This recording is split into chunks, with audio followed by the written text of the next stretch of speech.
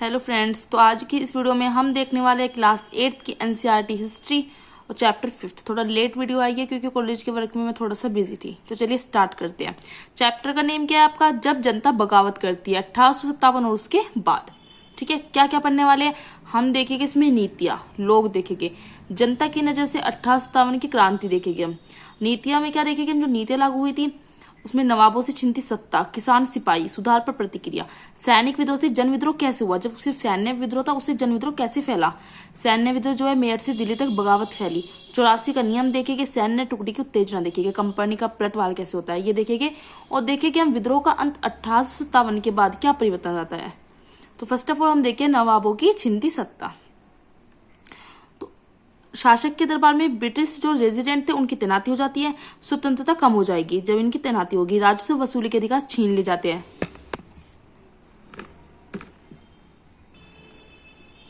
राजस्व वसूली के अधिकार जो है छीन ले जाते हैं। मुगल बादशाह जो थे इनका नाम सिक्कों से हटा दिया गया। जो बहादुर शाह जफर जो मुगल बादशाह का लास्ट था उसकी क्या हो जाती है? मृत्यु हो जाती है। उसकी मृत्यु के बाद लाल किला खाली हो जाएगा। ये कहा गया, वंशज में कहा गया कि बादशाह नहीं होगा, वो केवल राजकुमार होंगे, वो बादशाह नहीं बन सकता। तो ये सब कहा गया था। स्थानीय शासक के हित प्रभावित हुए, जैसे जो झांसी की रानी लक्ष्मीबाई थी, तो पति की मृत्यु के बाद दत्तक पुत्र को, उनके जो दत्तक पुत्र था उनको उत्तराधिकार का अधिकार दिया जाए, ये उन्होंने कहा था, लेकिन अंग्रेजों ने सिर्फ ठुकरा दिया। अब जो रानी लक्ष्मीबाई के दत्तक पुत्र का नाम क्या था ये आपको कमेंट में बताना है। नाना साहिब, उनके पिता की मृत्यु के बाद पेंशन बंद कर दी गई, अंग्रेजों ने ये कहा। ठीक है, अवध की बात करें तो 1801 में क्या हुआ? जब सहायक संधि हुई। सहायक संधि में क्या था? सहायक संधि क्या थी कि कंपनी आपकी सुरक्षा की सेना रखेगी, ठीक है, उसके लिए पैसा देना पड़ेगा। तो 1801 में जब सहायक संधि के अंदर मिलाया गया था अवध को। 1856 में क्या हुआ? अवध को कुशासन का आरोप लगाकर कंपनी ने हड़प लिया। अब आ जाते हैं किसानों और सिपाही। तो सिपाहियों ने क्या करा? वेतन भत्ते, नस्लीय भेदभाव ये सब देखे गए थे। भारी भरकम लगान कर जो परेशान कर रहा था किसानों जमींदारों को, महाजनों से कर्ज लिया था, उन्होंने जमीन हड़प ली। और क्या हुआ? थर रास्ते से जाना चाहते थे, समुद्र मार्ग से नहीं। कौन? ये यहाँ पे यह आ जाता है कि जो धार्मिक भावनाएं थी उनकी वो प्रभावित हो रही थी। धार्मिक भावनाएं कैसे प्रभावित हो रही थी? क्योंकि मान्यता थी कि समुद्र पार जाने से जो जातीय धर्म नष्ट हो जाता है, तो इसलिए वे थर रास्ते से जाना चाहते थे, समुद्र मार्ग से नहीं, कि उनका मान्यता ये था कि उनका धार्मिक जो भावनाएं है, उनकी जो जाति धर्म है वो नष्ट हो जाएगी। 1824 में क्या होता है? बर्मा का युद्ध होता है। समुद्र के रास्ते उन्हें भेजा गया था। सैनिक गांवों की दुर्दशा से इसमें आहत होते हैं, जो सिपाहियों, वेतन भत्ते, नस्लीय भेदभाव, इन सब से। 1856 में क्या आता है कि नया कानून आता है कि नौकरी करनी पड़ेगी तो समुद्र पार जाना होगा। अगर नौकरी करनी है तो समुद्र पार जाना ही होगा, जिससे उन्हें यह था कि थल रास्ते से भेजो कि हमारा जो है धर्म जो है भ्रष्ट नहीं होगा। लेकिन 1856 में कानून बना था नया कि अगर नौकरी करनी है तो समुद्र पार जाना ही होगा। आगे आ जाता है सुधारों पर प्रतिक्रिया। 1830 के बाद ईसाई मिशनरियों को छूट दी, धर्म के प्रसार की संपत्ति लूट सकते हैं, ये कहा गया। सती प्रथा को गैर कानूनी उन्होंने घोषित कर दिया। विधवा पुनः विवाह को मान्यता दी। उन्होंने थोड़ा सुधार किया जाए ताकि लोग उनके वश में आ जाए। अंग्रेजी भाषा को प्रोत्साहन दिया गया। 1850 में उत्तराधिकार में आया कि किसी अन्य धर्म को अपनाते हैं तो उत्तराधिकार समाप्त होता है, लेकिन ये कहा गया कि ईसाई धर्म को अगर अपनाओगे ना तो उत्तराधिकार समाप्त नहीं होगा। कुछ धार्मिक रीति रिवाज परंपराओं को नष्ट कर रहे थे अंग्रेज, तो लोगों को समझ आ गया था कि अंग्रेज वो ईसाई धर्म में मिलाना चाह रहे हैं, हमारे जो रीति रिवाज है, परंपराएं उनको नष्ट कर रही है। तो लोगों को ये बात समझ आने लगी थी। अब देखते जनता की नजर से आ जाता है तो 84 नियम आ जाता है। और सुविधा 84 नियम क्या था? यह अंग्रेजों ने बनाया। इससे क्या हुआ? हिंदू और मुस्लिम वर्ग पर कुछ बातें थोपी गई थी। 84 नियम जो है यह महाराष्ट्र के ब्राह्मण विष्णु भट्ट गोडसे, एक पुस्तक है उनकी, माजा प्रवास में लिखा है। तो याद रखना है विष्णु भट्ट गोडसे की पुस्तक कौन सी है? माजा प्रवास, उसमें लिखा है 84 नियम। ठीक है, सूबेदार की बात करें तो इसने एक संस्मरण मतलब स्मृति होती है, लिखी है। ठीक है, सीताराम पांडे, ठीक है, जो सूबेदार थे सीताराम पांडे, 1861 में इन्होंने अपना संस्मरण लिखा। अवध का विलय हुआ था। बहादुर शाह सम्राट सम्मान में कमी आई। बहादुर शाह सम्राट जो मुगल सम्राट था उनके सम्मान में कमी आई। इन्होंने जो है फॉर्म सिपाही टू सूबेदार लिखा, जो उनका संस्मरण था। संस्मरण लिखा इन्होंने अवधी भाषा में, लेकिन नॉर्गेट जो था उसने इसका अंग्रेजी में अनुवाद किया। 1812 की बात करें तो बंगाल नेटिव आर्मी में सिपाही थे सीताराम पांडे। 1860 में क्या हो गया? सेवानिवृत्त हो गए।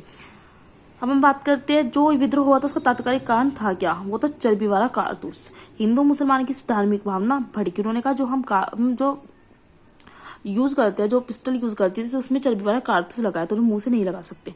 अंग्रेज काबू करने की उन्होंने कोशिश भी किया, सैनिकों को नौकरी से निकाल दिया, सजा दी, विद्रोह वहां से शुरू हुआ। अब सैनिक विद्रोह जो है, जन विद्रोह कैसे बना, कुछ तो यहाँ से बन गया था।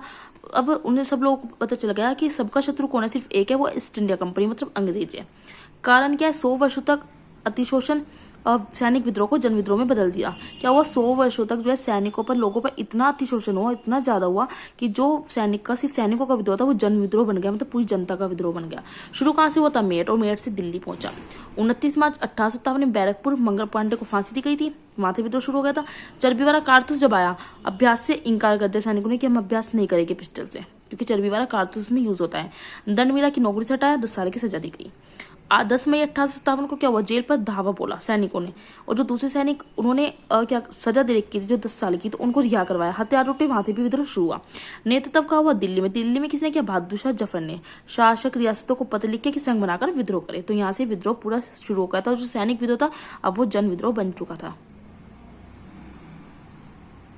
अब विद्रोह तो शुरू हो गया, अब बगावत फैली कैसे है, ये पॉइंट है, ठीक है। बगावत कैसे फैली, तो सिपाहियों का विद्रोह पहले दिल्ली और फिर कानपुर, फिर लखनऊ, इन सब में फैलने लगा।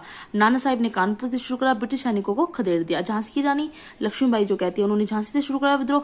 मध्य प्रदेश के मांडर क्षेत्र में जो अवंतीबाई थी, राजगढ़ की रानी, उन्होंने शुरू किया। बिहार में कुंवर सिंह ने। विद्रोही टुकड़ों के सामने अंग्रेज की संख्या बहुत ही कम थी, क्योंकि विद्रोही की टुकड़ियां बहुत ज्यादा हो गई थी। अवध के इलाके में चौतरफा, मतलब चारों तरफा बगावत की स्थिति थी। अब हम देखते हैं जो कंपनी होती है उसका पलटवार, कि कंपनी पलटवार कैसे करती है। सितंबर 1857 की बात करें तो दिल्ली पर दोबारा कब्जा कर लेती है कंपनी। बहादुर शाह जफर को उनकी पत्नी के साथ रंगून जेल भेज दिया गया था। 1858 मार्च में क्या हुआ, लखनऊ पर कब्जा किया। 1858 जून में, मार्च के बाद जून में क्या हुआ, झांसी पर कब्जा किया। मतलब कुल मिला के फिर से अंग्रेजों ने कब्जा कर लिया। मुख्य केंद्र पर विद्रोह का दमन, नए कानून, इंग्लैंड से क्या और फौजी मंगवाए ताकि वे कब्जा कर सके। भूस्वामी वफादार थे उनके कुछ, तो उनको उन्होंने पुरस्कार दिया। जमीन पर परंपरागत अधिकार बने रहेंगे, उन्होंने ये कहा। लेकिन जो विद्रोही थे भूस्वामी, उन्होंने उनको कहा समर्पण करने को, कि उनकी हत्या नहीं होगी, उन्हें सुरक्षा दी जाएगी जो उनके विद्रोही थे, ताकि वो उनकी तरफ हो जाए। जमींदारी दावेदारी उनकी बनी रहेगी, बस वे हमारी तरफ आ जाए। विद्रोह के बाद के साल की बात करते हैं तो कुछ प्रशासनिक परिवर्तन आए और कुछ सामाजिक परिवर्तन आए। प्रशासनिक परिवर्तन की बात करते हैं तो ब्रिटिश सीधे तौर पर सत्ता को संभालेंगे। 1858 में भारत शासन अधिनियम आया। भारत मंत्री का जो पद है वो ब्रिटिश मंत्री परिषद का सदस्य था। भारत मंत्री का पद क्या होता है, सलाह देने हेतु होता है परिषद को। परिषद बनाई गई थी इंडियन काउंसिल। भारत या गवर्नर जनरल का जो पद है उसे क्या जाता था, वो चेंज हुआ, उसे कहा गया वाइसराय, और ये रानी का प्रतिनिधित्व करते थे। अब सामाजिक परिवर्तन की बात करें तो शासक वर्ग को विश्वास दिलाया गया कि हित सुरक्षित भू क्षेत्र पर कब्जा नहीं करेगी।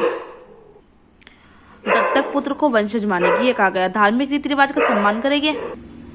जो उन्होंने कहा मुसलमान जो है वो शत्रु मानते, संपत्ति जब्त की उन्होंने। यूरोपीय सैनिकों की संख्या को इंक्रीज किया, भारतीय सैनिकों की संख्या को डिक्रीज किया, ठीक है। तो ये विद्रोह के बाद के साल थे। तो चैप्टर क्या हो जाता है, कंप्लीट हो जाता है। स्टार्टिंग से आपको क्या दिखा रही हूँ, नोट्स। आपको क्या करना है, वीडियो को पॉज कर लेना है, अपने नोट्स को अच्छे से प्रिपेयर कर लेना है। वीडियो को आपको शेयर करना है फ्रेंड के साथ, ज्यादा से ज्यादा लाइक करना है और कमेंट्स करके मुझे बताना है। नेक्स्ट चैप्टर नेक्स्ट वीडियो में डाल दूंगी। अगर आप लाइक नहीं करोगे, शेयर नहीं करोगे, व्यूज नहीं आएंगे, कमेंट्स नहीं करोगे, तो मैं फिर लेट डालूंगी। चलिए, तो आप जल्दी से वीडियो को पॉज करके अपने नोट्स बना सकते हो।